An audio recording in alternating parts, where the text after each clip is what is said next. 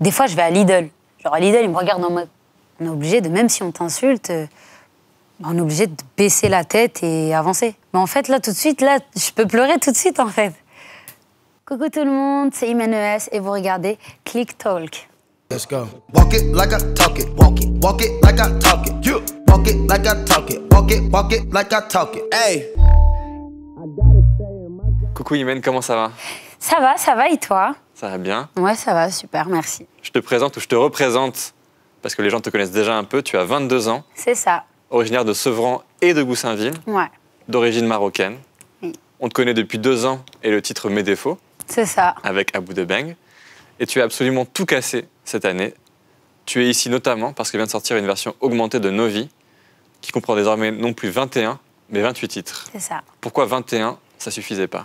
Bah, c'est pas que ça suffisait pas, hein, c'est que je suis quelqu'un qui aime beaucoup la musique, donc je me suis dit, bon, tiens, là, ça fait longtemps que j'ai pas sorti de morceaux ou quoi, donc autant sortir une réédition carrément, donc j'ai balancé ces titres comme ça. Ces titres qui te permettent de dire quoi que tu n'avais pas déjà dit dans les 21 titres d'origine? Bah, il y avait des morceaux déjà que j'avais pas pu mettre parce que justement, j'étais encore hésitante et tout, donc je savais pas quoi mettre exactement. Et puis finalement, j'ai réussi à mettre toutes mes préférences. Et donc, ça t'a permis notamment de dire merci. Exactement. Merci à qui? Merci à mon public, merci à toutes les personnes qui me suivent depuis le début.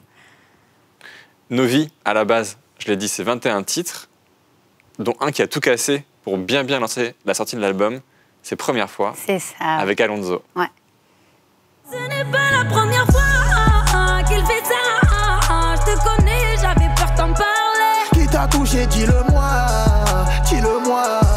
Sur ma vie, je vais rentrer pour des années. Je sais qu'il me fait du mal, mais je l'aime malgré tout.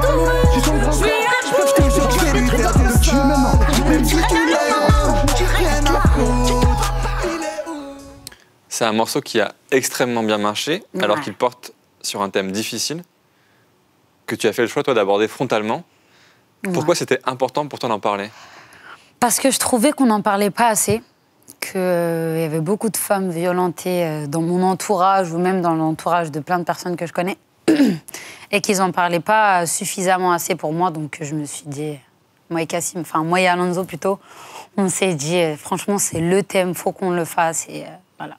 Et ça a fonctionné, donc on est très contents. C'est un thème qui t'a fait peur ou pas? Du tout. Au contraire, j'étais vraiment trop contente de faire ce morceau-là. Est-ce que quand tu t'apprêtes à chanter ce morceau, tu fais plus attention au choix des mots, à la façon dont tu vas dire les choses que quand tu fais une chanson d'amour classique où, entre guillemets, tout va bien dans un couple? Ouais, parce que aussi, on va dire qu'il y a des choses qui peuvent être mal interprétées, surtout quand on est artiste et qu'on se fait passer pour la personne qui se fait battre, tout ça dans les clips. Donc, il faut faire attention aussi à ce qu'on dit. Mais faut quand même aussi beaucoup parler de ça. Hein. Justement, ce que la chanson dit, c'est que c'est extrêmement difficile pour une femme qui subit ce genre de violence d'en parler à son entourage, y compris à son propre frère. C'est ça. À ton avis, comment on fait pour pousser les femmes qui sont victimes de ça à en parler plus facilement?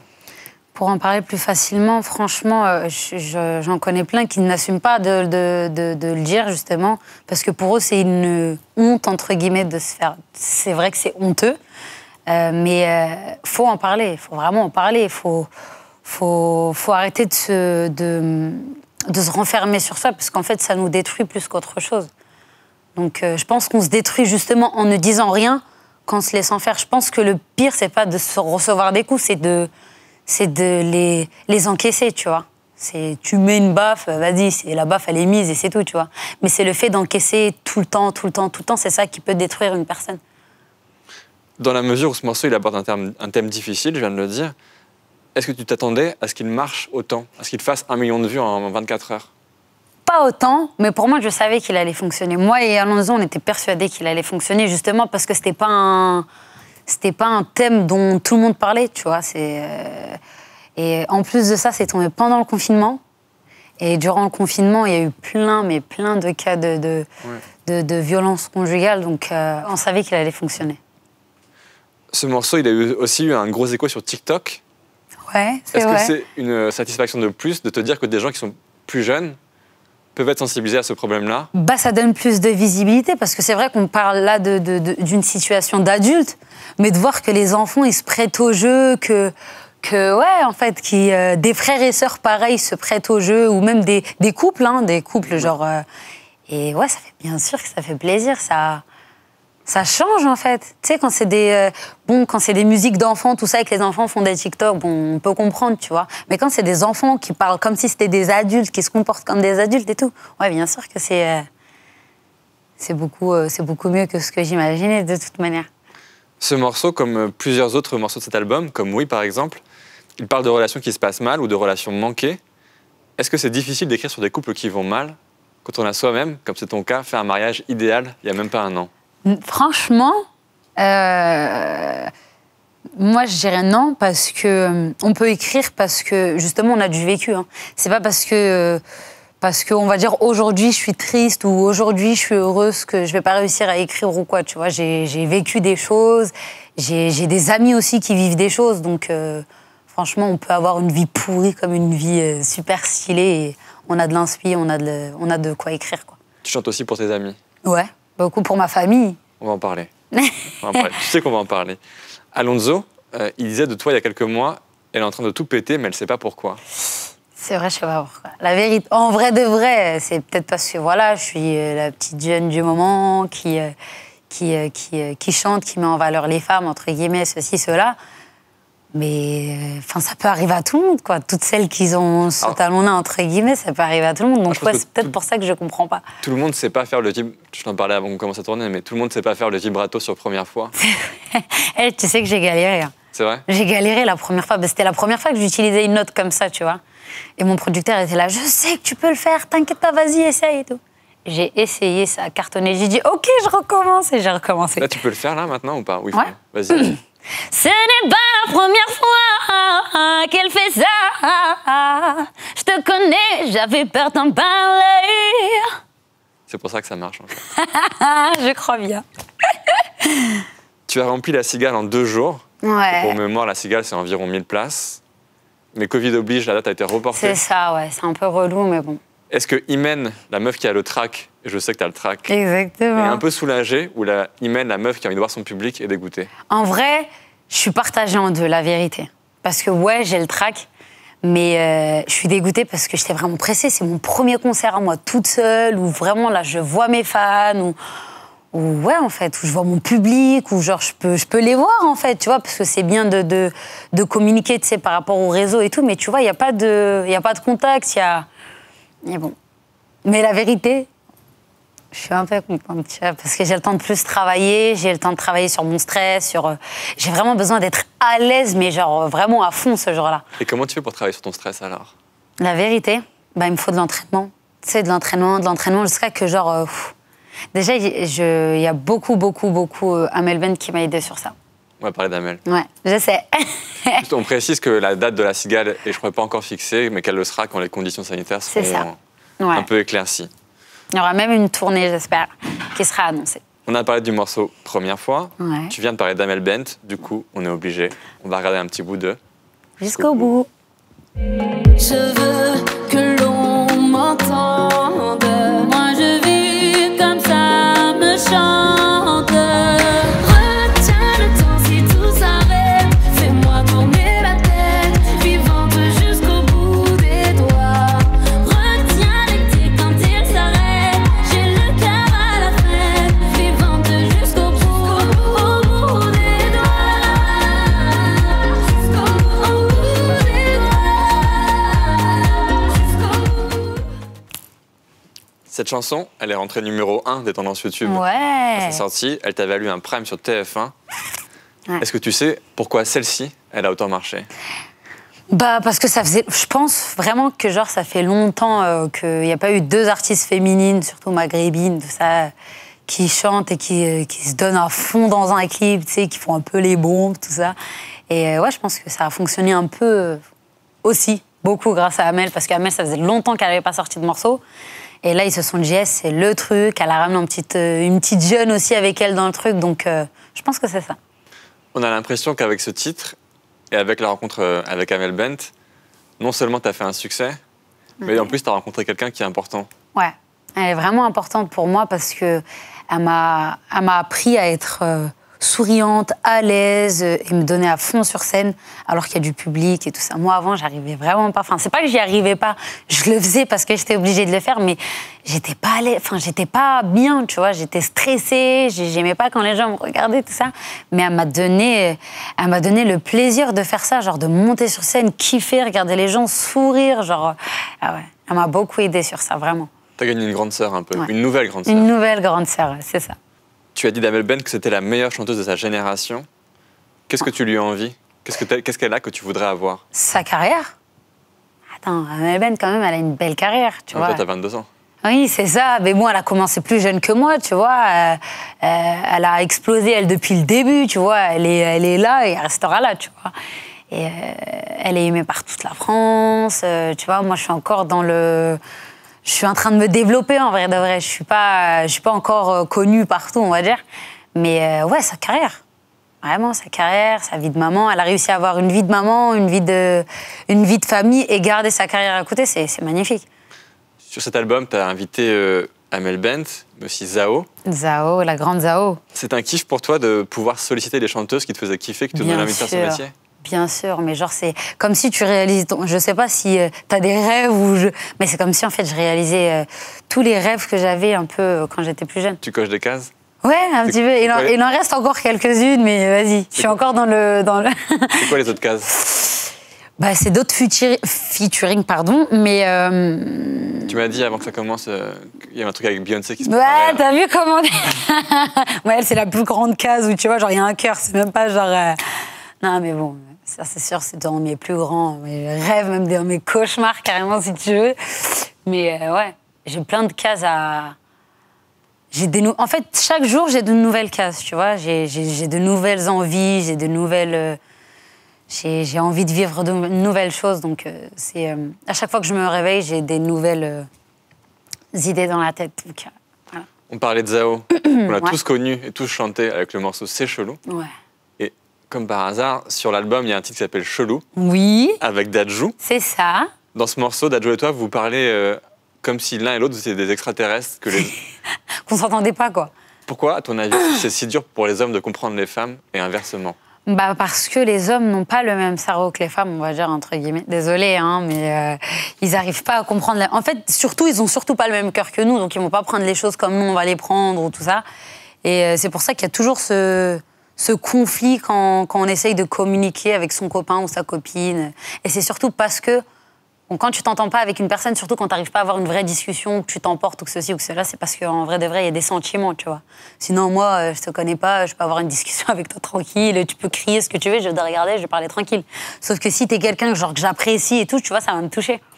Si tu vas me dire un truc qui me déplaît ou un truc comme ça, tu vois, ça va me toucher. Parce que justement, je ressens quelque chose pour la personne, tu vois. Si tu devais donner un conseil aux hommes qui nous regardent pour mieux comprendre les femmes, tu leur dirais quoi? Soyez à l'écoute, les gars. Écoutez-nous. Écoutez mes musiques aussi, vous allez beaucoup mieux les comprendre. Je te parlais d'Amel Bent et Ouais. de Zao, mais est-ce que ton rêve ultime, à part Beyoncé, c'est pas de faire un feat avec la chanteuse qui chantait ça?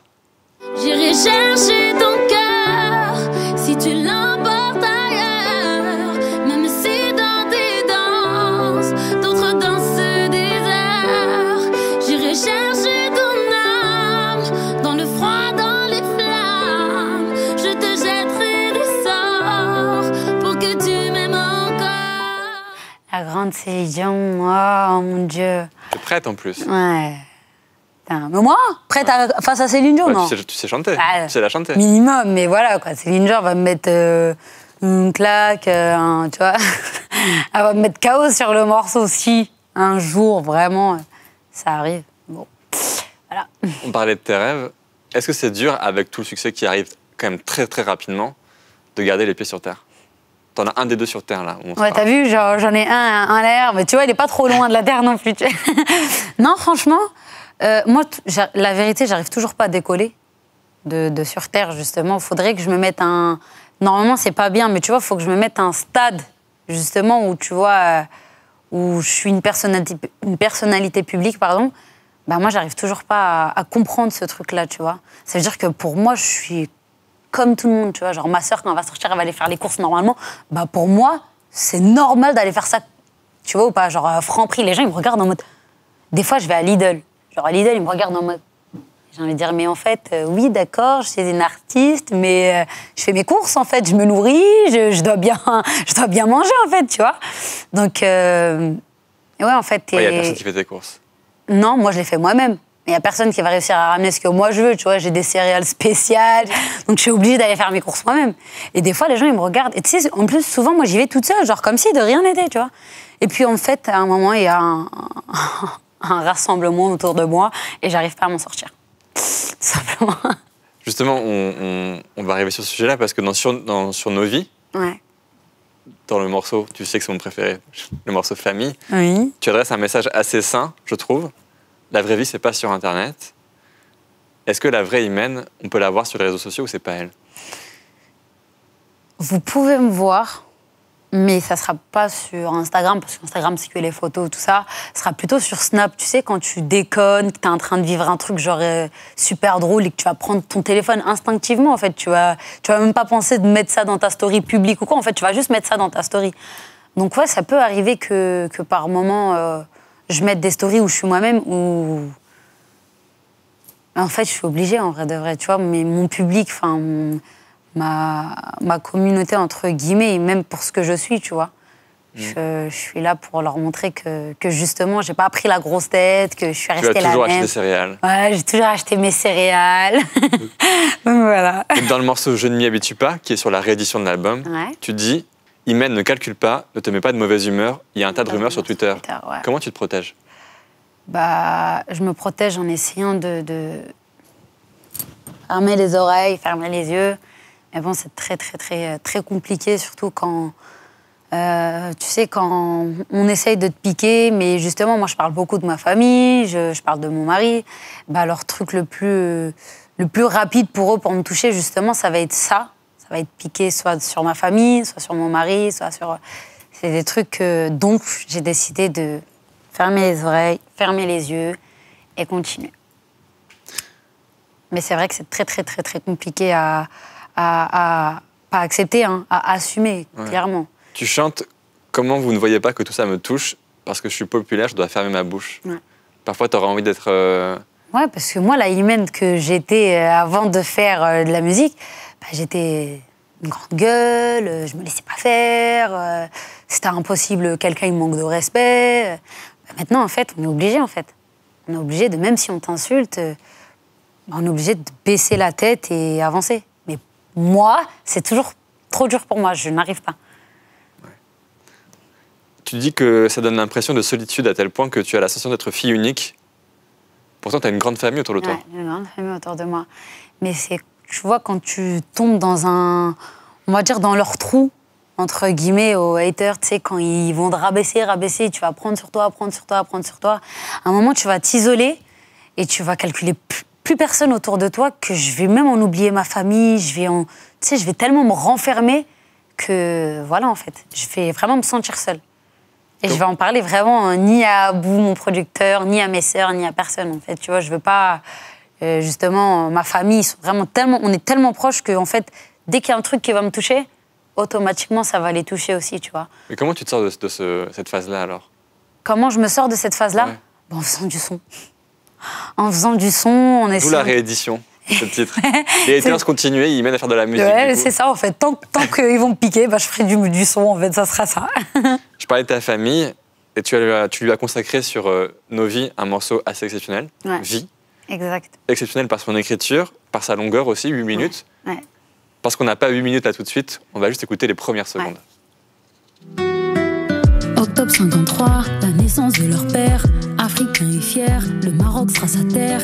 Aîné de ses frères et sœurs, il savait comment faire. Il connaît pas la peur, sur sa main et son cœur. Février 57, naissance de leur mère. Africain et fier, le Maroc sera sa terre.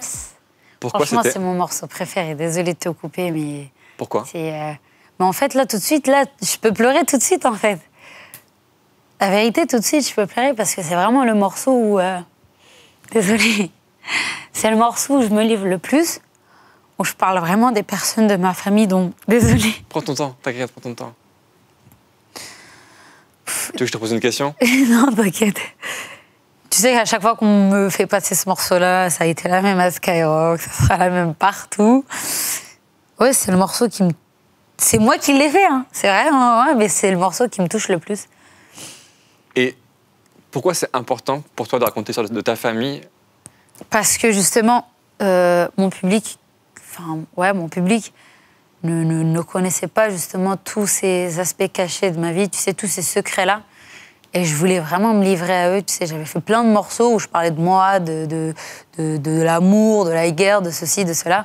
Et j'avais vraiment jamais parlé de ma famille, de moi, de mon histoire en vrai. Et en remontant très loin, c'est-à-dire, comme tu dis, octobre 53, je crois. Ouais, voilà. ouais, c'est ça, c'est vraiment la naissance de mes parents. Et je raconte vraiment dans les... En vrai, j'épargne quelques détails, mais je rentre quand même dans certains détails. Est-ce que ta mère, elle a écouté ce morceau? Ouais, elle l'a écouté et... Elle a fait comme toi, elle a pleuré? Ouais, elle a pleuré. Bien sûr qu'elle a pleuré. Est-ce que vis-à-vis d'eux, tu te sens une certaine responsabilité? Tu dis dans le titre, maintenant je chante, je suis la voix de la famille. C'est une sacrée responsabilité quand même. Bien sûr. Je suis leur fierté. Je suis leur fierté, je suis...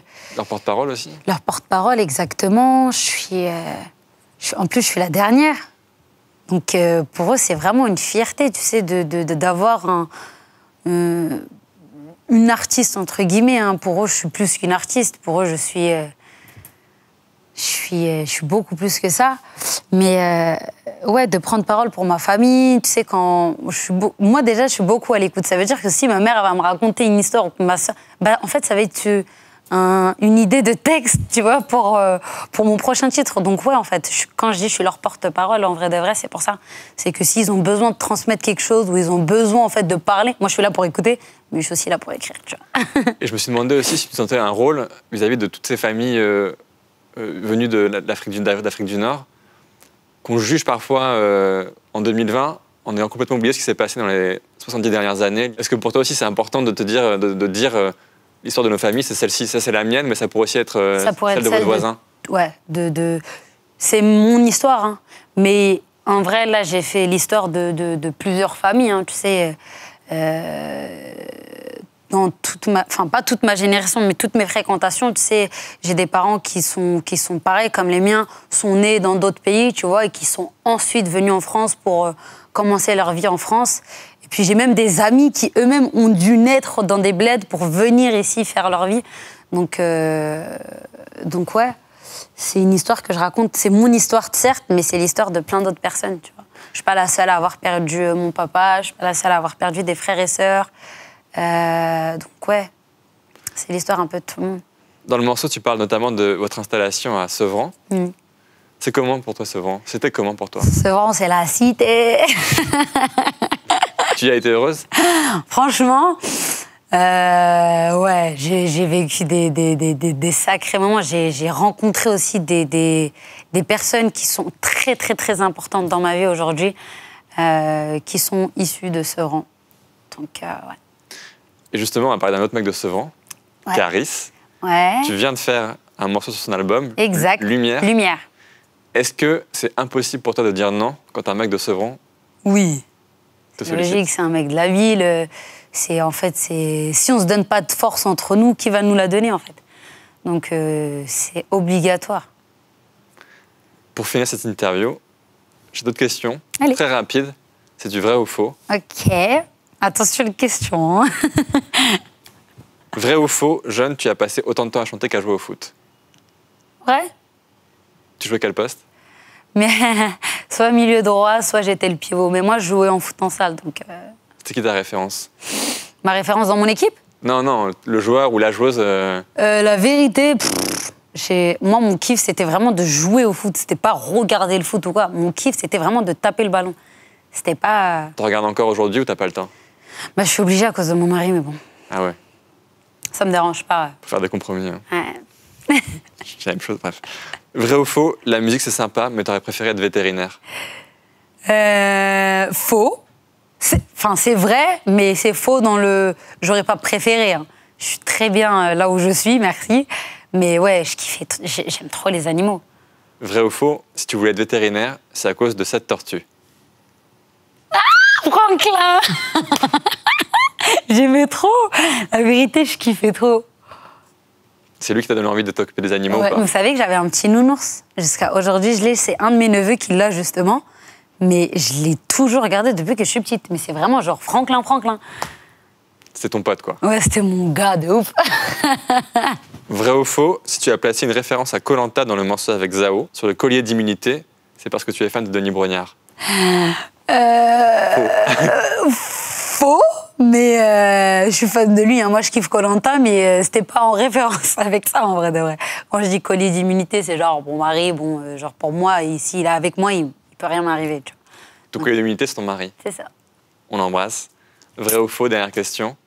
En 2021, tu vas tout péter. J'espère. Vrai, j'espère. Merci, Imen. Merci à vous. On rappelle, Merci. Nos vies, réédition +++, 28 Yes. titres disponibles. C'est ça. Bientôt sur scène. On saura bientôt quand. Ouais. Merci, Je vais Imen. l'annoncer. Merci beaucoup. Merci à vous. Gros bisous. Let's go. Walk it like I talk it. Walk it like I talk it. You walk it like I talk it. Walk it like I talk it. Hey.